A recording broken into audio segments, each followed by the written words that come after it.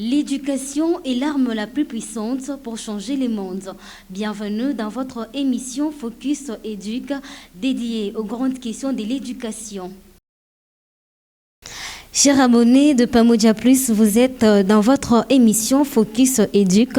Aujourd'hui, je reçois M. Shakespeare Kapend, qui est préfet d'une école de la place, avec qui nous allons parler sur les préparatifs des Exetas 2026. Bonjour M. Shakespeare. Bonjour Madame Piette. J'espère que vous allez bien. Si, je vais bien.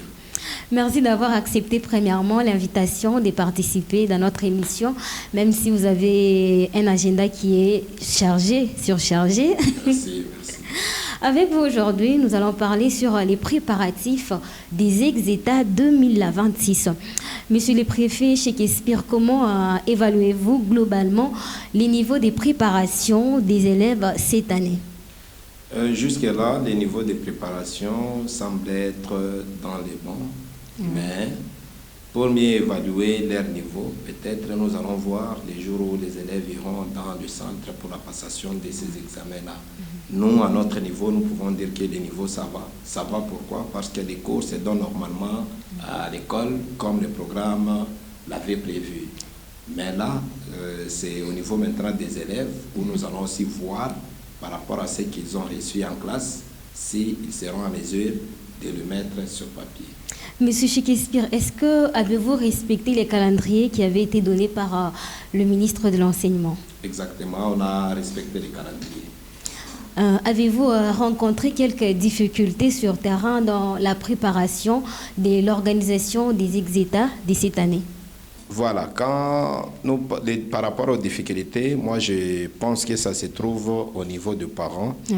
Parce que jusque-là, aujourd'hui déjà, c'est le 29 avril, mais il y a de ces parents qui n'ont pas encore payé de frais de passation de l'examen d'État pour leurs enfants. Et je me pose des questions, quand est-ce que ces parents vont le payer? Parce que la grande partie des parents de la ville de l'ICASI n'ont pas encore payé ces frais-là. Or, pour que les enfants passent l'examen d'État, ils doivent payer. Parce que ces examens-là sont imprimés. Ces examens-là doivent être transportés. Et quand on parle du transport, donc on doit payer pour ces examens. Alors, les parents doivent d'abord payer l'argent pour la passation des examens d'État. Qu'ils ne puissent pas mettre en tête que comme c'est l'examen d'État, cela doit être gratuit. Non, ils doivent payer dans toutes les écoles. Mais M. Shakespeare, il y a de ces parents-là qui n'ont pas vraiment un niveau élevé pour finir avec les frais. Il n'y a pas une petite mesure, question d'aider aussi ces parents-là?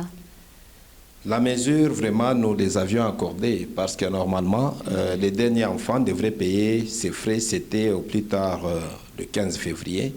Mais aujourd'hui, nous sommes déjà au mois d'avril et il n'y a plus encore de chance à accorder aux parents parce que d'ici là, samedi, les enfants iront récupérer leur place dans le centre. Mais je me pose des questions. Si aujourd'hui un parent n'a pas encore payé pour son enfant, ces parents-là, ils pensent que l'enfant va passer comment l'examen d'État? Parlons un peu de procédure pour les examens d'État. Il y a de ces élèves, ça leur dépasse. Pouvez-vous un peu nous donner quelles sont les principales procédures que les élèves et les écoles doivent absolument respecter pour les examens d'État 2026? Voilà, pour les examens d'État 2026, premièrement, les enfants devraient payer d'abord l'enrôlement. Quand un enfant paye l'enrôlement, l'enfant est enregistré au niveau de l'inspection et l'inspection va envoyer les notes de l'enfant au niveau de Kinshasa et Kinshasa va envoyer les listages au niveau des provinces et chaque province devrait envoyer maintenant les photographes pour capturer les enfants. Après l'enrôlement, c'est la phase de payer les frais de passation. Une fois vous payez les frais de passation, directement l'enfant aura droit aux macarons et c'est ces macarons-là qui doivent permettre à l'enfant d'aller au centre pour passer l'examen d'État. Et avant de passer l'examen d'État, l'enfant doit d'abord se rendre au centre. Il doit se rendre au centre pour savoir là où il doit s'asseoir afin que quand il sera le lundi dans la salle de classe, qu'il ne puisse pas créer beaucoup de troubles. Des troubles, oui. Donc, les élèves doivent... et du côté de parents? Les parents n'ont rien à faire à part payer les frais, c'est tout. Parce qu'il y a aussi des parents qui sont souvent stressés, hein, qui se posent des questions. Qu'est-ce que nous devons faire pour accompagner nos enfants dans cette situation? Les parents ne peuvent pas accompagner les enfants, que les parents ne soient pas stressés. À l'examen d'État, on ne tue pas les enfants. Juste, les enfants partent prouver de quoi ils sont capables. Ouais. Donc, on part examiner l'enfant. C'est comme l'examen de l'école. Mais là, on change juste l'examen d'État parce que c'est l'État qui pose maintenant cet examen. Ouais. Or que si nous voulons bien parler, l'examen d'État, là, ça se passe à partir de l'école. Parce que ce que nous posons à l'école, ça vient du programme national. Ça stresse un peu vu que ça ne se passe pas à l'école, ça se passe dans des centres où il y a plusieurs personnes. C'est pourquoi ça devient un peu stressant. Et par rapport aussi aux résultats, on ne retire pas les résultats à partir de l'école, c'est par téléphone. C'est pourquoi ça stresse un peu. Et là, d'ailleurs, je vais demander aux enfants de ne pas être stressés. Parce que si un enfant est stressé, il risque même d'écrire mal son code. Oui. Et si un enfant écrivait mal son code, déjà là, c'est un problème. Que les enfants ne soient pas stressés, que les enfants soient très à l'aise, qu'ils puissent éviter des ratures. Parce que vous voyez, avec la nouvelle façon de corriger, ce sont deux machines qui sont là en train de corriger. Et la machine ne tolère pas de surcharge, la machine ne tolère pas de ratures. Ça, il faut beaucoup dire, il faut insister sur ça. Donc, les enfants doivent très bien compléter leur cahier de questions. Ouais, parce qu'on appelle ça les cahiers. Souvent, beaucoup de gens appellent... Non, donc, la préparation commence déjà à partir de l'école? La préparation commence d'abord à partir de l'école parce qu'à l'école, là, on prépare aux enfants comment ils doivent se comporter dans la salle d'examen, comment ils doivent remplir les codes, comment ils peuvent assurer. Et quand ils sont en train de travailler, surtout avec la dissertation, vu que la dissertation, c'est un examen écrit, donc ils doivent rédiger. Déjà à partir de l'école. À partir de l'école, déjà, on commence à former les enfants. Oui, M. Shakespeare, une autre question. Chaque année, il y a souvent des innovations. Qu'est-ce qu'on a eu à innover par rapport à l'Exeta 2026? Par rapport à l'Exeta 2026, d'ailleurs, je sais que vous êtes témoin. L'année passée, l'examen d'État, c'était vers la fin du mois de juillet. Mais là, nous sommes rentrés comme auparavant. L'examen d'État va se passer avant, au mois de juin, avant qu'il soit le 30. Et comme innovation, il y a l'oral d'anglais qui s'est ajouté. Oui, l'oral d'anglais. Parce qu'auparavant, il n'y avait que l'oral de français. Mais pour le moment, on a aussi ajouté l'oral d'anglais. Ça ne va pas un peu compliquer les élèves, vu que dans nos écoles, les élèves s'expriment souvent en français qu'en anglais? Ça pourra compliquer d'autres élèves, mais il y a aussi de ces élèves-là qui s'est donné déjà en anglais. Parce que vous allez constater que dans la plupart des écoles, les cours d'anglais est négligé. Et même quand l'enseignant d'anglais entre en classe, les enfants les considèrent comme leur grand-père. Teacher, teacher, puis ils n'appellent même pas teacher. Teacher, teacher, teacher, teacher. Mais aujourd'hui, ils vont maintenant comprendre que teacher aussi est très important. Teacher est très important. Alors, que les enfants ne soient pas stressés. Est-ce que c'était une bonne décision d'instaurer l'anglais aussi? Moi, je trouve que c'est une bonne décision, Madame Ketia. Pourquoi? Pourquoi? Parce que, imaginez-vous, l'enfant commence l'école secondaire en 7e.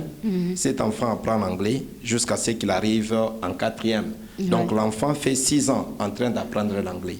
Cet enfant doit quand même s'exprimer en anglais. Nous avons de l'expérience. Il y a des gens qui partent rien qu'au centre pour 3 mois. 3 mois, et la personne commence à s'exprimer en anglais. Pourquoi pas un enfant qui étudie 6 ans l'anglais à l'école, il va échouer de s'exprimer? Non, il doit quand même s'exprimer en anglais. Je pense que ça va encore pousser les enfants à mieux aussi se concentrer. Hein? Oui, d'ailleurs, parmi les langues autorisées à l'école, c'est le français et l'anglais. Dans plusieurs écoles, on interdit de parler d'autres langues à part le français et l'anglais. Oui. Par rapport à la préparation, les élèves se préparent de leur côté, mais il y a aussi de ces élèves-là qui se disent en tête que non, moi je ne vais pas me préparer parce que dans la salle d'examen, il y aura des mpenchi. Vous, en tant que préfet d'une école d'ici à Likasi, qu'est-ce que vous pouvez dire par rapport à ça? En tout cas, moi j'encourage d'abord les élèves qui se préparent et je décourage aussi ce qu'ils espèrent sur les histoires là d'Impenchi. Les élèves doivent savoir qu'Impenchi est un Impenchi. Comment ça? Alors, il ne faudra pas que les élèves puissent vraiment espérer en ça. Parce que vous voyez, avec cette histoire technologique, ils peuvent espérer, oui, non, on aura ça via les réseaux, via ça. L'intelligence artificielle. Par exemple. Mais il peut y arriver, ce jour-là, le ministère de l'enseignement entre en contact avec le ministère de la communication. Il bloque les réseaux. Les réseaux, oui, oui. Et quand on bloque les réseaux, toi, tu es en classe, tu ne sais rien. Qu'est-ce que tu vas faire? Alors, les enfants doivent d'abord commencer par se préparer. Je les décourage vraiment, je décourage tout celui qui espère sur les histoires là des Penchi. Moi, j'encourage les enfants qui étudient. Une question pertinente. Les autres disent que ce sont même les préfets qui fournissent les Penchi aux élèves. Est-ce que c'est vrai? Les préfets fournissent les Penchi, est-ce que les préfets Parce qu'un élève, comment est-ce qu'un élève va trouver les Penchi s'il n'y a pas une autre personne qui est au-dessus de lui? Madame Ketia, le monde a déjà évolué. Aujourd'hui, il y a des enfants qui sont dans leur famille, donc chez leurs parents. Les enfants sont capables de faire ce que leurs parents ne le font pas. Dans quel sens? Vous retrouvez qu'un enfant qui est chez elle à la maison, mais l'enfant se retrouve engrossé au moment où les parents pensaient que l'enfant était encore enfant. Mais l'enfant, c'était déjà une grande personne dans la maison. C'était une mère dans la maison. C'était une mère dans la maison. Est-ce que quand l'enfant a eu cet enfant, c'est les parents qui ont poussé l'enfant à aller avoir la grossesse? Non, non. Voilà, c'est la même chose avec les écoles. Il y a des écoles qui préparent leurs enfants et les enfants eux-mêmes. Parce que quand ils sont dans les quartiers, nous ne sommes pas avec eux. Nous ne sommes pas avec eux. Et eux-mêmes peuvent se consulter et faire ce qu'ils veulent faire.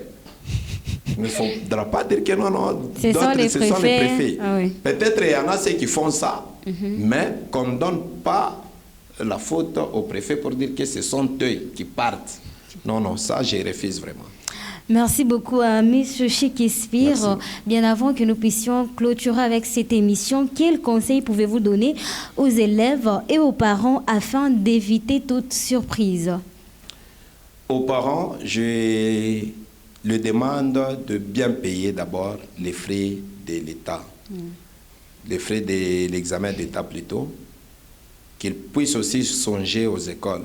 Parce qu'il y a d'autres parents qui se disent que non, non, moi je vais payer seulement l'argent pour les frais de l'État, mais à l'école là-bas, je ne paye rien. Non, non, ils doivent payer et à l'école et payer aussi pour l'examen d'État.